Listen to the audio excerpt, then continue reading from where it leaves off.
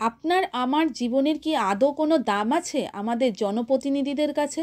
বোধহয় ৫ বছরে একবার, ব্যাস। তাহলে কেল্লা ফতে। আজ সকালে আনন্দবাজার পত্রিকা দেখে অন্তত তাই মনে হচ্ছে। ঘাবড়ে যাচ্ছেন তো? দাঁড়ান, বুঝিয়ে বলছি। ডাক্তার আমাদের কাছে ভগবান। ভগবানের সৃষ্টি। এই শরীরে কোনো গোলযোগ দেখা দেয় তাহলে ডাক্তারই ভরসা। কিন্তু সেই ডাক্তার যদি হয় জাল, মানে ডাক্তারি পড়ার সর্বভারতীয় স্তরে যে নিট পরীক্ষা হয়, যদি সেই পরীক্ষা না দিয়েই ৬০-৬৫ লক্ষ টাকা দিয়েই যদি ডাক্তারিতে ভর্তি হয়, তাহলে তো বেশ চিন্তার বিষয়। এমন মুশকিল আসান কেন্দ্র আবিষ্কার করেছেন সাংবাদিক। খবর উঠে এসেছে সংবাদপত্রের প্রথম পাতায়। আর ভোট প্রার্থী আপনাকে আগামী ৫ বছর ধরে ধন্য করে দেওয়ার প্রতিশ্রুতি নিয়ে আপনার দরজায়।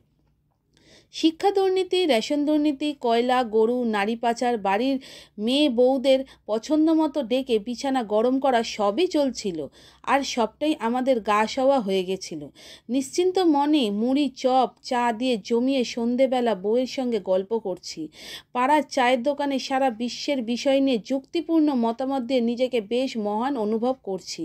আর এদিকে ঘুষ দিয়ে ডাক্তারি পড়তে ঢুকছে অযোগ্য পড়ুয়ারা। আর যারা যোগ্য তারা সুযোগ না পেয়ে চলে যাচ্ছে রাজ্যের বাইরে। কোন ক্ষেত্রে আর পশ্চিমবঙ্গের মুখ রক্ষা হলো?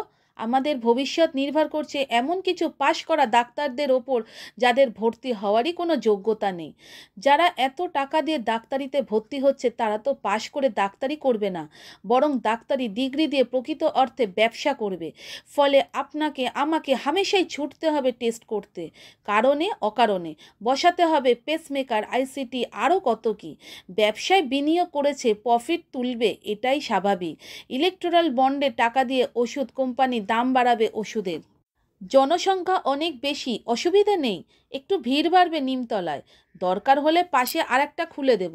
ফিতে কেটে বলে দেব কর্মসংস্থান হলো, অনেক বেকারের চাকরি হলো। সরকার মানুষের জীবিকার কথা মাথায় রেখে পরের পর শ্মশান খুলছে, প্রচুর বেকার চাকরি পাচ্ছে।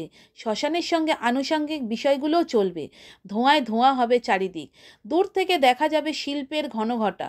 পরের ভোটে সেই শিল্পের জোয়ার আপনাকে আমাকে দেখাবে। রামলালের গরুর মতো জাবর কাটতে কাটতে আমরাও সেটা দেখব। নেতা যাবে জন হপকিন্স হসপিটালে, আর আপনি আমি শ্মশানে যাওয়ার আগে এই সমস্ত অযোগ্য ডাক্তারদের হাতে জবাই হয়ে তারপর যাব। স্বাধীনতার অমৃত মহোৎসবের দিনে দাঁড়িয়ে এই প্রতিবেদন করতে খুব খারাপ লাগছে, কিন্তু করতে হচ্ছে কারণ সামনে ভোট। আমি আপনি পারি এই অবস্থা পাল্টাতে, না হলে আজকের প্রতিবেদন বাস্তবে আপনার আমার জীবনের আসতে আর বেশি দেরি নেই। প্রস্তুত থাকুন।